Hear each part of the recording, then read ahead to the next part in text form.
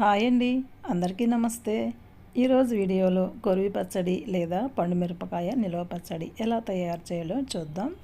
పండుమిరపకాయలు తాజాగా గట్టిగా ఉండేలా చూసుకోవాలండి. పండుమిరపకాయలు శుభ్రంగా కడిగి ఒక పొడి క్లాత్ మీద తడి ఆరిపోయేంత వరకు ఆరబెట్టాలి. తడి పూర్తిగా ఆరిపోయాక కాయలకి తొడిమలు తీసిన చోట కూడా క్లాత్తో తుడిచి ఇంకొక అరగంట పాటు ఆరబెట్టుకోవాలి. మనం నిల్వ పచ్చడి పెడుతున్నాం కదండి, కాబట్టి తడి అనేది ఏమాత్రం లేకుండా పూర్తిగా ఆరేంత వరకు ఆరబెట్టుకోవాలి. నేను ఇక్కడ 1/2 కేజీ పండు మిరపకాయలతో పెడుతున్నానండి. 1/2 కేజీ మిరపకాయలకి 60 గ్రాముల చింతపండు తీసుకోవాలి. అలాగే 100 గ్రాముల వేరుశనగ నూనె తీసుకున్నాను. చింతపండు ఎంత తీసుకుంటే కళ్ళుప్పు కూడా అంతే తీసుకోవాలండి. 60 గ్రాముల కళ్ళుప్పు కూడా తీసుకోవాలి. ఇప్పుడు స్టవ్ ఆన్ చేసి ప్యాన్ పెట్టుకొని 1 స్పూన్ మెంతులు వేసి ఎర్రగా వేయించుకోవాలి. మెంతులు వేగాక ఇంకొక స్పూన్ ఆవాలు కూడా వేసి 1 నిమిషం పాటు వేయించి ఒక ప్లేట్లోకి తీసుకొని చల్లారాక మిక్సీ జార్లో వేసి మెత్తగా గ్రైండ్ చేసుకోవాలి.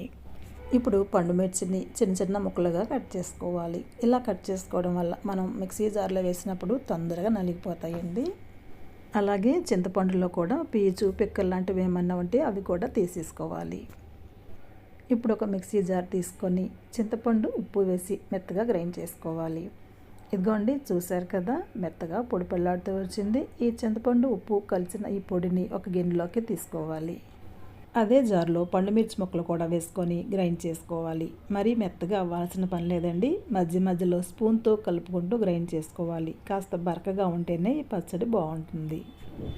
ఇదిగోండి, ఇలా గ్రైండ్ చేసుకుంటే సరిపోతుంది. ఇందులోనే తొక్కవలసిన 4-5 వెల్లుల్లి రెమ్మలు, మెంతులు, ఆవాల పొడి, చింతపండు ఉప్పు కలిపి చేసిన పొడి ఇవి కూడా వేసుకొని ఇంకొకసారి గ్రైండ్ చేసుకోవాలి.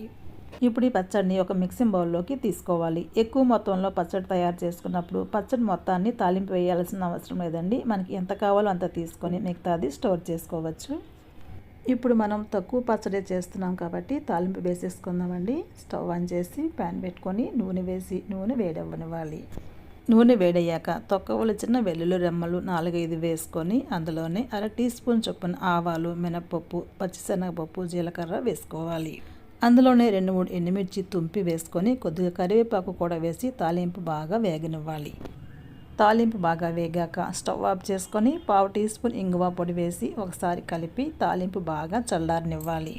పూర్తిగా చల్లారాక ఈ తాలింపుని పచ్చళ్ళలో వేసి బాగా కలిసేలాగా కలపాలి. అంతేనండి, పండుమిరపకాయ పచ్చడి రెడీ అయిపోయింది.